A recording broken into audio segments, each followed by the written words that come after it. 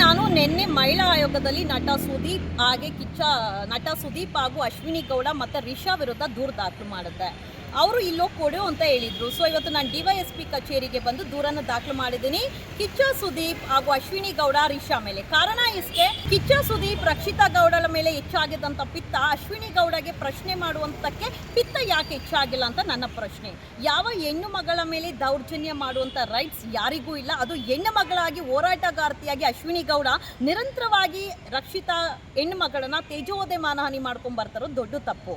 And Kichcha Sudeep ಅವರು ಒಳ್ಳೆ ಹಿರಿಯ ಕಲಾವಿದ, ಒಳ್ಳೆ ನಟ ಆಗಿದ್ದು ಜವಾಬ್ದಾರಿ ಸ್ಥಾನದಲ್ಲಿರುವಂಥ ತುಂಬ ವ್ಯಕ್ತಿತ್ವ, ಹೆಣ್ಮಕ್ಳಿಗೆ ಗೌರವ ಕೊಡುವಂಥ ಕೆಲಸ. ರೀಸೆಂಟಲ್ಲಿ ಮೈಸೂರಲ್ಲಿರುವಂಥ ಯಾರೋ ಒಂದು ಹೆಣ್ಮಗಳು ಇದನ್ನ ಕರ್ಕೊಂಬಂದು ಸನ್ಮಾನ ಮಾಡುವಂಥ ಕೆಲಸ ಮಾಡಿ ಇಲ್ಲಿ ಬಡ ಹೆಣ್ಮಕ್ಳನ್ನ ನೀವು ತೇಜೋವಧೆ ಮಾಡ್ತೀರಾ ಅಂದರೆ ಆಬ್ವಿಯಸ್ಲಿ ನೀವು ಹೇಳ್ಬೋದು ಅದು ರಿಯಾಲಿಟಿ ಶೋ, ಮನೋರಂಜನೆ. ಸರ್ ಮನೋರಂಜನೆ ಯಾಕೆ ಸರ್ ಬಡ ಹೆಣ್ಮಕ್ಳ ಮೇಲೆ ತೋರಿಸುವಂಥ ಕೆಲಸ ಮಾಡ್ತೀರಾ? ಹೋರಾಟಗಾರ್ತಿಯಾದಂಥ ಅಶ್ವಿನಿ ಗೌಡನ ಪ್ರಶ್ನೆ ಮಾಡಿ ನಿಮ್ಮ ಮನೋರಂಜನೆ ತೋರಿಸಿದ್ರೆ ನಾವು ಅಪ್ರಿಷಿಯೇಟ್ ಮಾಡ್ತೀವಿ. ಕಿಚ್ಚ ಸುದೀಪ್, ಅಶ್ವಿನಿ ಗೌಡ ಹಾಗೂ ರಿಷಾ ವಿರುದ್ಧ ಎಲ್ಲಿ ಕಂಪ್ಲೇಂಟ್ ಕೊಟ್ಟಿದ್ದೀರಾ? DYSP ಆಫೀಸಲ್ಲಿ ಕೊಟ್ಟಿದ್ದೀನಿ, ಮಹಿಳಾ ಆಯೋಗ ಕೊಟ್ಟಿದ್ದೀನಿ. ರಾಮನಗರದಲ್ಲಿ ಕೊಟ್ಟಿದ್ದೀರಾ? ಎಸ್, ರಾಮನಗರ DYSP ಆಫೀಸಲ್ಲಿ ಶ್ರೀನಿವಾಸ್ ಸರ್ ಹತ್ರನೇ ಕೊಟ್ಟಿದ್ದೀನಿ. ಅವರೇ ತಗೊಂಡು ಅವರೇ ದೂರು ದಾಖಲು ಮಾಡೋದಕ್ಕೆ ಸ್ಟೇಷನ್ಗೆ ಕಳಿಸಿದ್ದಾರೆ.